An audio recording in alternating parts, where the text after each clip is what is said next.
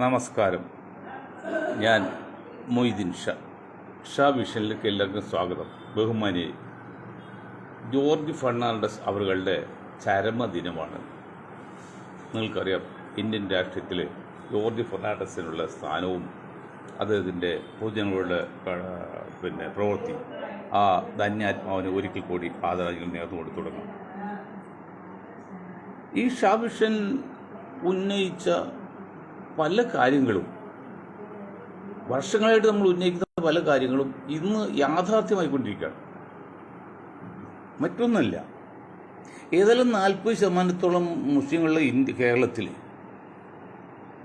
UDF ഭൂരിപക്ഷം കിട്ടി UDF വരണമെന്ന കാര്യത്തിൽ യാതൊരു സംശയമില്ലെന്ന് മാത്രമല്ല, ഇനി ഒരു പണ്ട് BJP പറഞ്ഞാൽ 5-10 വർഷത്തേക്കൊന്നും LDF അധികാരത്തിൽ വരാൻ യാതൊരു സാധ്യതയില്ല. പിന്നെ അവർക്ക് ചെയ്യാൻ ഒറ്റ വഴി LDF എല്ലാം CPM എല്ലാം BJP മുന്നണി ചേരാന്നുള്ളതാണ്. അങ്ങനെ ചേരുമ്പോൾ അതിലൊരു ധ്രുവീകരണം സംഭവിക്കും. അപ്പോഴും പിടിച്ചു നിൽക്കാൻ പ്രയാസമാണ്. പക്ഷെ എന്ന് വിചാരിച്ച് മുഖ്യമന്ത്രി സ്ഥാനമോ ആഭ്യന്തരമന്ത്രി പദവിയോ മുസ്ലിം ലീഗ് ഉൾപ്പെടെ ഒരു മുസ്ലിമും കേരളത്തിൽ ആവശ്യപ്പെടുന്നില്ല. ഇവൻ മൊയ്തീൻ ഷാ, ഞാനും ഉൾപ്പെടെ. ഞാൻ മുസ്ലിങ്ങളുടെ വക്താവായിട്ട് സംസാരിക്കല്ല, അവരുടെ അഭിപ്രായം പറയാണ്. ഞാനുൾപ്പെടെ മുസ്ലിം ലീഗ് ഉൾപ്പെടെ ഒരു മുസ്ലിമും കേരളത്തിൽ മുഖ്യ സ്ഥാനം വേണമെന്ന് പറഞ്ഞില്ല. ഇതേവരെ പറഞ്ഞിട്ടില്ല. പണ്ട് CH ആക്കിയത് അത് സാഹചര്യമാണ്. അതിൽ ആഭ്യന്തരമന്ത്രി സ്ഥാനം വേണമെന്നു CH അത് ആഭ്യന്തരമാക്കി. അതൊക്കെ ആ പ്രത്യേക സാഹചര്യത്തിലാണ്, ആഗ്രഹിക്കുന്നില്ല.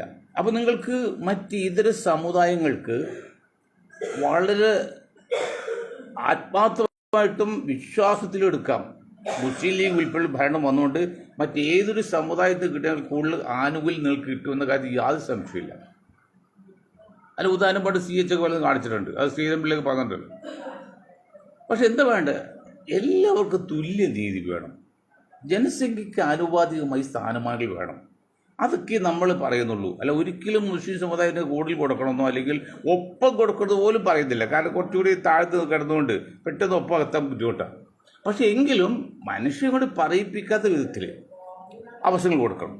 ഞാൻ പറഞ്ഞു വരുന്നത്, ബാബയ്ക്ക് ശേഷം ബാബ സാഹിബ്, കാരണം അദ്ദേഹത്തിനേക്കാൾ ഇത്ര വലിയ മനുഷ്യനായിരുന്നു, എത്ര ഉന്നത കുല ജാതനായത്. അദ്ദേഹത്തിന് ശേഷം MM ഹസൻ താൽക്കാലികമായിട്ട് ചാർജ് എടുക്കുകയും പിന്നെ കുറച്ചു കാലം സ്ഥിരമായിട്ടുള്ള ഇതിൽ പങ്കെടുക്കുകയും ചെയ്തെങ്കിലും അദ്ദേഹം മാറിപ്പോയി. ഇപ്പോൾ ഷാഫി പറമ്പിലിനെ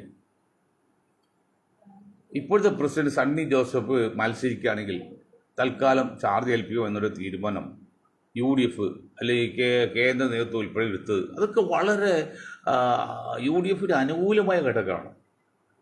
ഞാനിത് പറയുന്നത് CPM ഉൾപ്പെടെ കേൾക്കാൻ വേണ്ടി, അറിയാൻ വേണ്ടിയാണ്. ഞാൻ വോട്ടിൻ്റെ പാറ്റേൺ പല പ്രാവശ്യം പറഞ്ഞു, ഒരിക്കൽ കൂടി പറയും. ഇപ്പോൾ ഈ ഷാഫി പറമ്പിൽ എന്തുകൊണ്ട് KPCC പ്രസിഡന്റ് സ്ഥാനം വഹിക്കണമെന്ന് KPCC പറയുന്നു, അല്ലെങ്കിൽ AICC പറയുന്നു, ആ കണക്കുകൾ ഉദ്ധരിക്കുകയാണ്. കണക്ക് തന്നെ ആയിരിക്കുമല്ലോ. ഞാൻ ആദ്യം പറഞ്ഞ്, കണക്കുകൾ ഉദ്ധരിച്ചുകൊണ്ട് പേരിൽ മുസ്ലിം സമുദായം മുഖ്യമന്ത്രി സ്ഥാനമോ ആഭ്യന്തരമന്ത്രിയോ ആവശ്യപ്പെടില്ല. സാന്ദർഭികമായിട്ട് CH മുസ്തഫ സാഹിബിന് CH മുഹമ്മദ് ഭായി കിട്ടിയ പോലെ അങ്ങനെ വലിയ സാഹചര്യത്തിൽ വന്നു എന്നല്ല. ആ ഒരു മുഖ്യമന്ത്രി സ്ഥിരമായിട്ടോ ആഭ്യന്തരമന്ത്രിയോ ആവശ്യപ്പെടില്ല, തൽക്കാലം ഒന്നും ആവശ്യപ്പെടില്ല. പിന്നെ കാലം മാറിയില്ല. ഇനി ആ വോട്ടിംഗ് പാറ്റേൺ നോക്കാം. വീണ്ടും പറയാണ്, കമ്മ്യൂണിസ്റ്റ് പാർട്ടി ഉൾപ്പെടെ സഖാക്കളുടെ പറയാണ്, നായർ സമുദായം എടുക്കുക. നായർ സമുദായം 9% ലേറ്റസ്റ്റ് പറഞ്ഞു. ഇപ്പോഴും 12% പറയുന്നുണ്ട്. അതൊന്നും ഇല്ലെന്ന് 9% ഉള്ളൂ. അതൊന്നും അവർ പ്രസവിക്കുന്നില്ലല്ലോ. കല്യാണം കഴിക്കാൻ വളരെ ഡിലേ ചെയ്യുന്നു. ക്രിസ്ത്യൻ സമുദായത്തെ പോലെ 9% ഉള്ളൂ. അതിൽ 50% കാലാകാലമായിട്ട് വർഷങ്ങളായിട്ട് BJPക്ക് അനുകൂലം അല്ലെങ്കിൽ സംഘപരിവാർ അനുകൂലമാണ്. സംഘപരിവാറിന് കേരളത്തിലെ അടിസ്ഥാനം എന്നുള്ളത് നായർ സമുദായം. പിന്നെ ഈഴ സമുദായം ഈ അടുത്ത കാലത്ത് അത് മാറിക്കൊണ്ടിരിക്കുന്നതാണ്. അതൊക്കെ മാറ്റം വരും. നായർ സമുദായമല്ല. അത് ഇത്തവണ കുറച്ചുകൂടി കൂടുതൽ ചെയ്യുമെന്ന് പറഞ്ഞെങ്കിലും അതിൽ ചെറിയൊരു മാറ്റം വന്നിട്ടില്ലേ എന്ന് സംശയിക്കേണ്ടിയിരിക്കുന്നു. അന്ന് സുകുമാരൻ നായർ പറഞ്ഞ് ഇങ്ങനെ BJPയോട് ചായ്വ് കാണിച്ചു എന്നൊക്കെ പറഞ്ഞെങ്കിലും ഇപ്പം അത് മാറിയ ഒരു ലക്ഷണമാണ്. എന്തായാലും ഒരു 60% സംഘപരിവാറിൻ്റെ വോട്ട് പോകും. അത് ചില പ്രത്യേക കാര്യങ്ങളുണ്ട്, സാഹചര്യമാണ്, കുറ്റം പറയാൻ പറ്റില്ല. ബാക്കി 40% പിടിച്ചോ. ഞാൻ കഴിഞ്ഞ പ്രാവശ്യം 70 പറഞ്ഞെങ്കിൽ അതിപ്പോൾ 10 കുറച്ച് നല്ല നമ്മുടെ NSS നേതാവിൻ്റെ അഭിപ്രായത്തിൽ ചെറിയൊരു മാറ്റം വന്നിട്ടുണ്ട്. അങ്ങനെ വരുമ്പോൾ 40% അതിൽ 9-ൻ്റെ 40% 36 3.36 ആണ്. 3.6 18 അതിലാണ് കോൺഗ്രസും പോകും, പിന്നെ കമ്മ്യൂണിസ്റ്റ് പാർട്ടി പോകും. അപ്പോൾ ഏതാണ്ട് 100 വോട്ട് ചെയ്യുമ്പോൾ 1 വോട്ടാണ് നായർ വിഭാഗത്തിൽ നിന്നും UDF കിട്ടുന്നതും LDF കിട്ടുന്നത്. LDF 10 മന്ത്രിമാരും 10 മന്ത്രിമാരും കൊടുത്തിട്ടുണ്ട്, ഡെപ്യൂട്ടി സ്പീക്കർ. എന്നിട്ടും ഒരു ഇതുപോലെ 100 വോട്ട് 1 വോട്ടാണ് LDF കിട്ടുള്ളൂ, 1 വോട്ടാണ് UDF കിട്ടുള്ളൂ. ബാക്കിയുള്ള വോട്ട് പിന്നെ BJPക്ക് പോകുന്നത്. പിന്നെ ഈഴ് വിഭാഗം 23% ലേറ്റസ്റ്റ് പറയുന്നത്. 23% ഉള്ളതിൽ 80% വോട്ടും കമ്മ്യൂണിസ്റ്റ് കമ്മ്യൂണിസ്റ്റ് ആയിരുന്നു. അത് ഇത്തരം പിണറായി വരികയാണെങ്കിൽ ഒരുപക്ഷെ 90% വരാൻ സാധ്യതയുണ്ട്. അപ്പോൾ 10% ഉള്ളൂ. ഈ 10%ത്തിൽ 23 10% എത്രയാണ്? 2.3 ആണ്. 2.3 രണ്ടാക്കും 1.5 ആണ്. 1.15 അങ്ങനെ 2.3 എന്ന് പറഞ്ഞാൽ 100 വോട്ടർമാർ വന്ന് വോട്ട് ചെയ്യുമ്പോൾ ഈ അടൂർ പ്രകാശിൻ്റെ സമുദായത്തിൻ്റെ വോട്ട് UDF കിട്ടുന്ന 1 വോട്ടാണ്. ഏതാണ് അത് തന്നെയാണ് BJPയും കിട്ടുന്നത്. മനസ്സിലാക്കണം. പിന്നെയുള്ള ക്രിസ്ത്യൻ സമുദായമാണ്. ക്രിസ്ത്യൻ സമുദായം 18% പറഞ്ഞില്ല, അതൊന്നും ഇല്ല, 15 ഉള്ളൂ. ഇപ്പോൾ അതിൽ താഴെ എന്നൊക്കെ അവർ തന്നെ പറയുന്നത്. ഞാൻ 15 വെക്കുക. അല്ല, 5% ആരാണ് കൺവേർട്ട് ക്രിസ്ത്യാനി? അവർ ക്രിസ്ത്യാനിയിൽ പിന്നെ തെളിവില്ലാത്ത രീതിയിൽ നിൽക്കുകയാണ്. അവർ ഉറപ്പില്ല. ബാക്കി 10%ആണ്. അതിൽ ഒരു 2% കൂടുതൽ BJP പോകാൻ സാധ്യതയില്ല. അതായത് 100 വോട്ട് 2 വോട്ട്, ഒരു 3 പേര് LDFനും, ബാക്കി ഇപ്പോൾ 5 എന്ന് വെച്ചാൽ 100 വോട്ട് ചെയ്യുമ്പോൾ 5 ക്രിസ്ത്യൻ വോട്ട് UDF കിട്ടുന്നുണ്ട്. വ്യത്യാസം മനസ്സിലാക്കണം. പിന്നെ ദളിതാണ് 10% ദളിതും ആദിവാസിയും കൂടി 8 + 1.5 = 10. ഈ 10% 60-65% വോട്ട് ഇന്നും LDF തന്നെയാണ്. അത് ബാക്കി ഇതുപോലെ വന്നാലും എത്ര കിട്ടും? 100 വോട്ട് ചെയ്യുമ്പോൾ 1 വോട്ടാണ് കിട്ടുന്നത് LDFനും UDFനും BJPക്കും.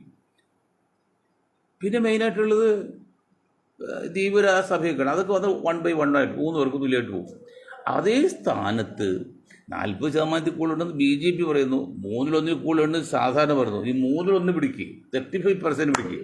35% പിടിച്ചാൽ അതിൽ 10% വോട്ടാണ് കമ്മ്യൂണിസ്റ്റ് പാർട്ടി കൊടുത്തിരുന്നത് കഴിഞ്ഞ 2 ഇലക്ഷൻ മുമ്പ് വരും. ഈ 2 ഇലക്ഷന് ശേഷം, രണ്ടാമത്തെ ഇലക്ഷൻ 2 ഇലക്ഷൻ മുമ്പ് മുതൽ അറബി സർവകലാശാല ചില വീഴ്ച കാഴ്ചയുടെ പേരിൽ അവർ 2% മുസ്ലിങ്ങൾ LDF ചാഞ്ഞ്, അങ്ങനെ ചാഞ്ച് കൊണ്ടപ്പോൾ 10 + 2 12% വോട്ട് ആർക്ക് കിട്ടും? LDF കിട്ടുമായിരുന്നു. അങ്ങനെ വന്നപ്പോഴാണ് ഈ 99 സീറ്റും പിന്നെ 98 കുറഞ്ഞതൊക്കെ. കാരണം അറിയാമല്ലോ, 60 സീറ്റോളം ജയിക്കും, തോൽക്കുക 500-2000 വരിക. അപ്പോൾ 2% മാറിയ 1 ലക്ഷം ഉണ്ടെങ്കിൽ 3000 വോട്ട് വരും. 3000 വോട്ട് കിട്ടിയാൽ അങ്ങനെയാണ് മാറ്റം വന്നല്ല. കമ്മ്യൂണിസ്റ്റ് പാർട്ടി വളർച്ച അതൊന്നല്ല. അതിപ്പോൾ കഴിഞ്ഞ ഈ ടൈമിൽ പിണറായി സഖാവ് കരുതിക്കൂട്ടി അറിഞ്ഞു വെച്ച് ബോധപൂർവം ഈ മുസ്ലിം സമുദായത്തിൽ കാണിച്ച അനീതി, വഞ്ചന, തട്ടിപ്പ് പറയാതിരിക്കും വയ്യ. തട്ടിപ്പ് ജനങ്ങൾക്ക് ബോധ്യമായില്ലേ? മുസ്ലിം സമുദായം മനസ്സിലാക്കിയത്. കാന്തപുരം പോലും മനസ്സിലാക്കി. കാന്തപുരത്തൊക്കെ അങ്ങനെ ചിന്തിക്കുന്ന ആളല്ല, അവരും മനസ്സിലാക്കി. അത്ര പക്ക സംഘപരിവാറിന് വേണ്ടിയില്ല അനുകൂലം ചെയ്ത്, പരസ്യമായിട്ട് അഹങ്കാരത്തോടും ധിക്കാരത്തോടും കൂടി. അപ്പോൾ ഇപ്പോൾ ആകെ ചെയ്യുന്ന ആ 12% വോട്ടിൽ നിരീശ്വരവാദികളായ മുസ്ലിം നാമധാരികൾ ഉൾപ്പെടെ വന്ന ഒരു 3% വോട്ടാണ് ഇത്തവണ LDF മുസ്ലിം സമുദായം കിട്ടുള്ളൂ. അത് മാക്സിമം അതുപോലും കിട്ടില്ല. അപ്പോൾ ബാക്കി 35% ഉണ്ടെങ്കിൽ 32% വോട്ടും UDF കിട്ടുകയാണ്. 32% വോട്ട് എന്ന് പറഞ്ഞാൽ 100 വോട്ടർമാർ വോട്ട് ചെയ്യുമ്പോൾ 32 വോട്ട് മുസ്ലിം വോട്ടാണ്. അത് UDFനുമാണ്. ഇവിടെ ജയിക്കും 30% മതി എന്നേ, 30% മതി. ആ ഒറ്റ കൗണ്ട് ഏകപക്ഷമായിട്ട് തന്നെ UDF ജയിക്കും. പിന്നെ മറ്റൊരു സമുദായത്തിൽ നിന്ന് കിട്ടുക വോട്ടും. അപ്പോൾ ഏതാണ്ട് ഒരു 10-40% ഈസിയായിട്ട് കിട്ടും. BJP പറഞ്ഞത്ര BJP വോട്ടും വധിക്കില്ല. BJP മൊത്തത്തിൽ ക്ഷീണത്തിലാണ്. ഒരു Vellappally വിഷയിലൊക്കെ UP Sangh Parivar BJP 2 പിളർന്നിരിക്കുകയാണ്. UP ഏതാണ്ട് ദിവസങ്ങൾക്കുള്ളിൽ മോഡിജി പ്രധാനമന്ത്രി സ്ഥാനം രാജിവെക്കുകയും ചെയ്യണം. ഇപ്പോൾ കർണാടകയിലെ പിന്നെ മഹാരാഷ്ട്രയിലെ വിഷയം അതൊക്കെ വലിയ സങ്കീർണമാണ് BJP സംബന്ധിച്ച്. അപ്പോൾ അതുകൊണ്ട് അത്ര കൂടുതൽ വോട്ടും കിട്ടില്ല. അതുകൊണ്ട് തന്നെ ഏകപക്ഷീയമായിട്ട് തന്നെ UDF അടുത്ത അസംബ്ലി ഇലക്ഷനിൽ കേരളത്തിൽ 100% ഉറപ്പായിട്ട് ഭരണത്തിൽ വരും. പിന്നെ ഡൽഹിയിലോ അല്ലെങ്കിൽ ബീഹാറിലോ മഹാരാഷ്ട്രയിൽ നടന്നു എന്ന് പറയുന്ന, നമ്മൾ തെളിവില്ലാതെ പറയുന്നത് നടന്നു എന്ന് പറയുന്ന പോലെ നടക്കുകയാണെങ്കിൽ അവിടെ നമ്മുടെ ഈ പറയുന്ന നിയമം ഒന്നും ബാധകമല്ല. അതായത് ഇരട്ടി ബലത്തിന് അഭ്യാസം ശരിയാവില്ലാണ്ട്. ഇപ്പോൾ ഞാൻ എത്ര അഭ്യാസമല്ലും എന്നേക്കാൾ ഇരട്ടി ബലമുള്ള ഒരാളാണെങ്കിൽ ഞാൻ പിടിച്ചു നിൽക്കില്ല. ഇത് ഇരട്ടി ബലത്തിന് അഭ്യാസം ബാധകമല്ല. എന്ന് പറഞ്ഞാൽ ഞാൻ എത്ര വലിയ അഭ്യാസമാണെങ്കിലും എന്നേക്കാൾ ഇരട്ടി ബലമുള്ള ഒരാൾ വന്നാൽ ഞാൻ ജയിക്കില്ല. അപ്പോൾ അങ്ങനെയൊക്കെ വന്നു കഴിഞ്ഞാൽ നമ്മുടെ ഈ കണക്കുകളിലൊക്കെ തെറ്റും. അത് വരാതിരിക്കണമെന്ന് പ്രാർത്ഥിക്കുക, അതിനോട് ശ്രമിക്കുകയും ചെയ്യുക.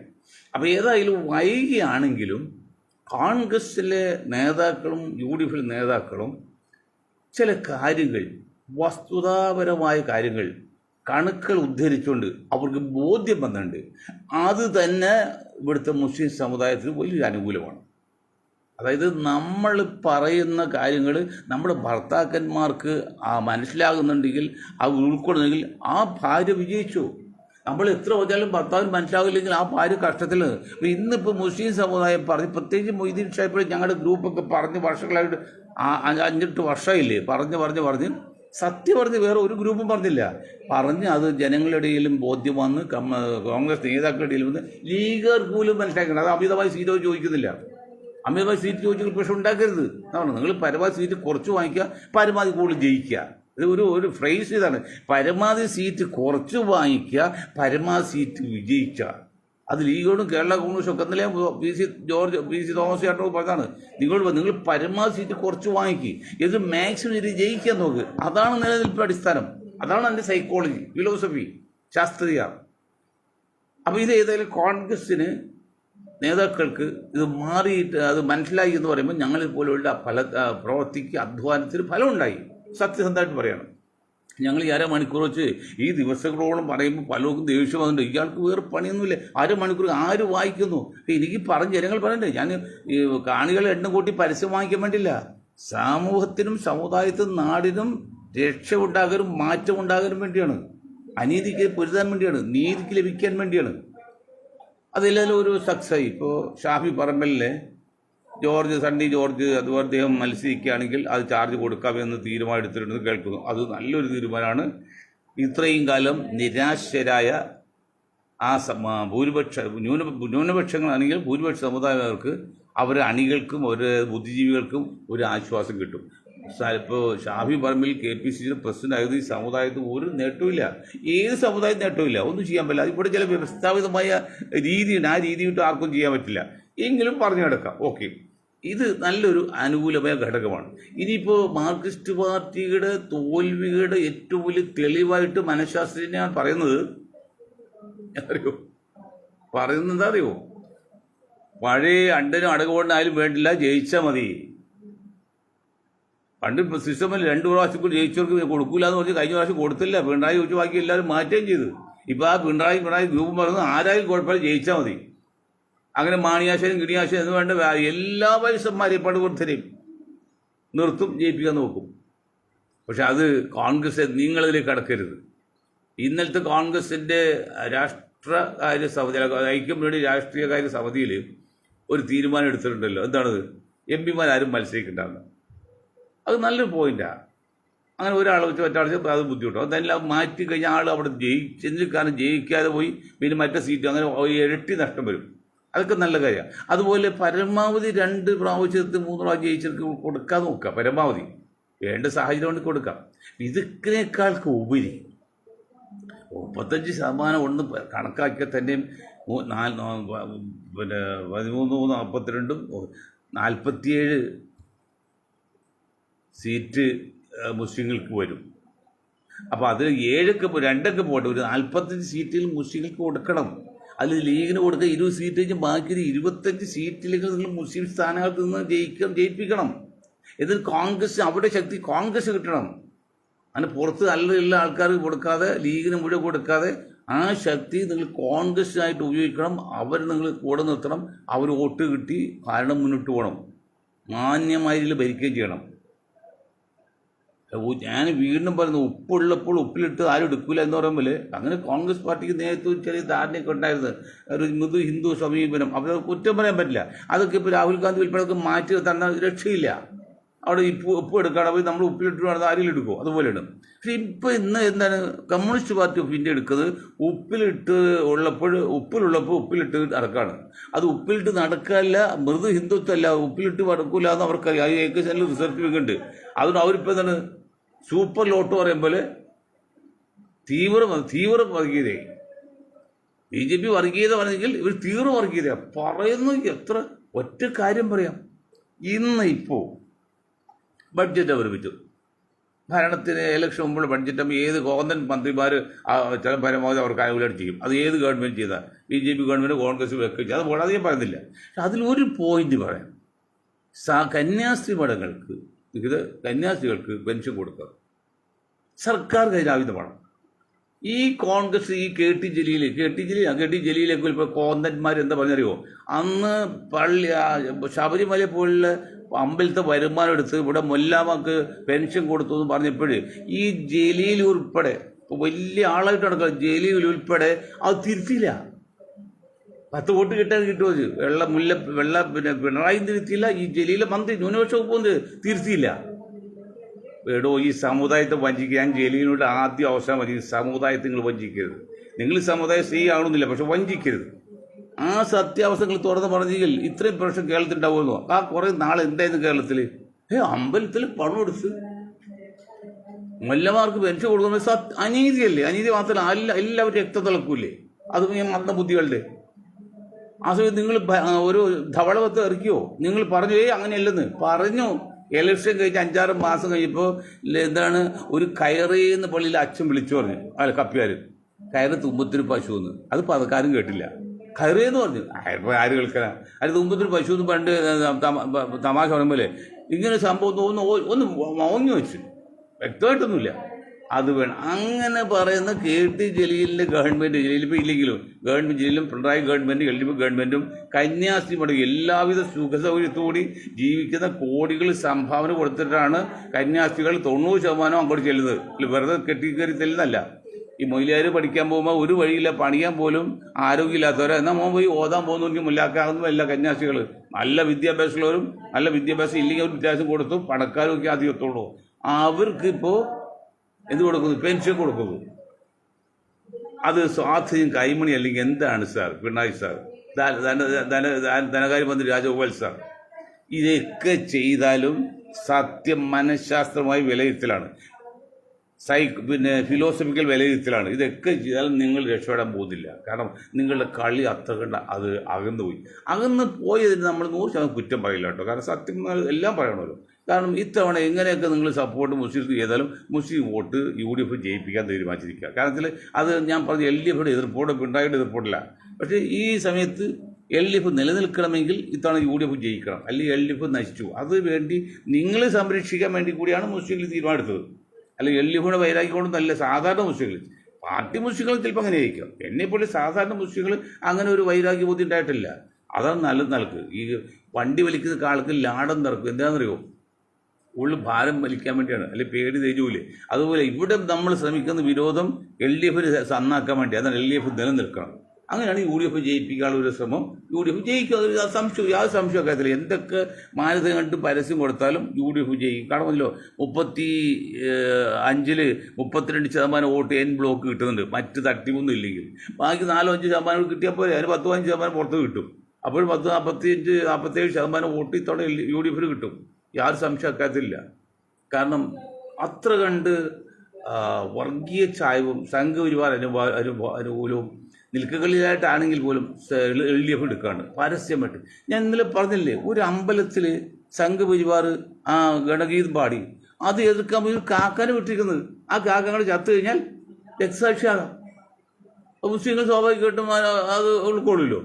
അത്ര അഗ്രഗണ്യമായിട്ട് അത്ര അടിസ്ഥാനപരമായിട്ട് ചട്ടിപ്പണത്ത് മറ്റേ മാഷാ അല്ലാ സ്റ്റിക്കർ പോലെ, പിന്നെ പിന്നെ ഖലീഫത്തെ അതുപോലെ എന്ത് പൊന്ന് സഖാക്കളെ, എത്രയൊക്കെ വളച്ച് നമ്മൾ പറഞ്ഞാലും തെറ്റ് പറഞ്ഞാലും സത്യമായിട്ട് വരും.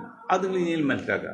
കമ്മ്യൂണിസ്റ്റ് ആശയം സത്യത്തിന് എതിരല്ല, കമ്മ്യൂണിസ്റ്റ് വർഗീയർക്ക് അനുകൂലമല്ല, ഒക്കെ അത് ശരിയാണ്. അത് നിങ്ങൾ മനസ്സിലാക്കി. ഇന്നല്ലേ നാളെ സത്യം വരുന്നു. മറ്റേ TP രാമചന്ദ്രൻ അവിടെ മാഷാ അല്ലാ സ്റ്റിക്കർ വെച്ചില്ലേ? അതൊക്കെ മനസ്സിലാവൂലേ? പിന്നെ ഇയാൾ ഷാഫി പറമ്പിൽ തെരഞ്ഞെടുപ്പിൽ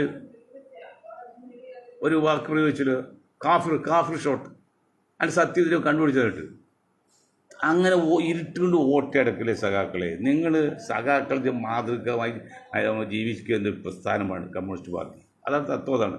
പക്ഷെ അത് നിങ്ങളിവിടെ കാണിക്കുന്നത് ഒരു തന്ത്രമല്ല, ഒരു കുതന്ത്രമാണ്. അപ്പം അതുകൊണ്ട് കാര്യങ്ങൾ ഗെടുപ്പ് മനസ്സിലാക്കിയിട്ട് ഈ നിലയിൽ UDF-ഉം ലീഗും ഉൾപ്പെടെയുള്ള കോൺഗ്രസ് ഉൾപ്പെടെയുള്ള UDF കണ്ട് ശ്രമിക്കുകയാണെങ്കിൽ ദൈവാധീനം കൊണ്ട് യാതൊരു സംശയം വേണ്ട, 100% UDF കേരളത്തിൽ ഭരണത്തിൽ വരും. യാതൊരു സംശയക്കാര്. അതിൽ ഒരു കാരണവശാൽ ഒരു മുർഷിദ് അഹമ്മദാരി മുഖ്യമന്ത്രി ആഭ്യന്തരമന്ത്രി ആവില്ല, ആവശ്യപ്പെടുകയില്ല. ധൈര്യമായിട്ട് മറ്റ് സമുദായ നേതാക്കളെ, കമ്മ്യൂണിസ്റ്റ് കോൺഗ്രസ് നേതാക്കളെ ഞങ്ങൾ ഗ്യാരണ്ടി പറയാണ്, ഒരു മുസ്ലിം പോലും മുഖ്യമന്ത്രി സ്ഥാനം ആവശ്യപ്പെട്ടുകയില്ല. പക്ഷേ പാർട്ടി നിങ്ങൾ തീരുമാനിക്കുകയാണെങ്കിൽ ഇപ്പം നിങ്ങളുടെ എക്സാമ്പിൾ പറയില്ല. കോൺഗ്രസ് UDF ജയിച്ചിട്ട് കോൺഗ്രസ് പറയാണ് നിങ്ങൾ ആഗ്രഹം പറഞ്ഞാൽ അങ്ങനെ വരാതിരിക്കട്ടെ, അങ്ങനെ വരാൻ സാധ്യതയില്ല. അപ്പം ആവശ്യപ്പെടും, ആഭ്യന്തരം ആവശ്യപ്പെടും, രണ്ടും പേടിക്കണം. പിന്നെ ബാക്കിയുള്ള അപ്രസക്തമായ വകുപ്പല്ലേ, അതൊക്കെ അപ്പോൾ സൗകര്യം പോലെ ചെയ്യാം. ഇത്രയും കാര്യം പറഞ്ഞുകൊണ്ട് ആ 35, 47 45 20 പോയി ബാക്കി 25 സീറ്റ് മുസ്ലിം സമുദായത്തിലുള്ള കോൺഗ്രസിന് വേണ്ടി പ്രവർത്തിക്കുന്ന നിങ്ങൾക്ക് ഇഷ്ടപ്പെട്ട ആൾക്കാർക്ക് കൊടുത്ത് അവർ കൂടെ ജയിപ്പിച്ചെടുക്കുകയും വളർത്തിക്കൊണ്ട് വരികയും ചെയ്തിട്ട് അവർ കോൺഗ്രസ് മുതൽ കൂട്ടായി നിൽക്കുന്നത്. ഷാഫി പറമ്പിൽ പോലെ, ഷാഫി പറമ്പിൽ ദേശീയ മുസ്ലിം തന്നെ, ആൾക്ക് സംശയമില്ല, ഒരു സംശയ കാര്യത്തിലില്ല. നിങ്ങൾ ആ തെറ്റിദ്ധരിക്കേണ്ട. ഷാഫി പറമ്പിൽ ഒരിക്കലും തീവ്രവാദി വർഗീയവാദി ആവുകയില്ല, ആയിട്ടുള്ള ഇരുട്ടാകുകയില്ല. നിങ്ങൾക്കെല്ലാം വിശ്വസിക്കാവുന്ന ഒരാളാണ്. ഏത് ഈ സാമുദായികമായിട്ട് മറ്റു കാര്യങ്ങൾ കുറിച്ചിരിക്കറിയാം നിങ്ങൾക്ക്. അപ്പോൾ ഇത്രയും കാര്യം പറഞ്ഞുകൊണ്ട് ഞാൻ എൻ്റെ വാക്കിൽ നിർത്താൻ നിങ്ങൾക്ക് ഒരായി നന്ദി. ജയ് ഹിന്ദ്.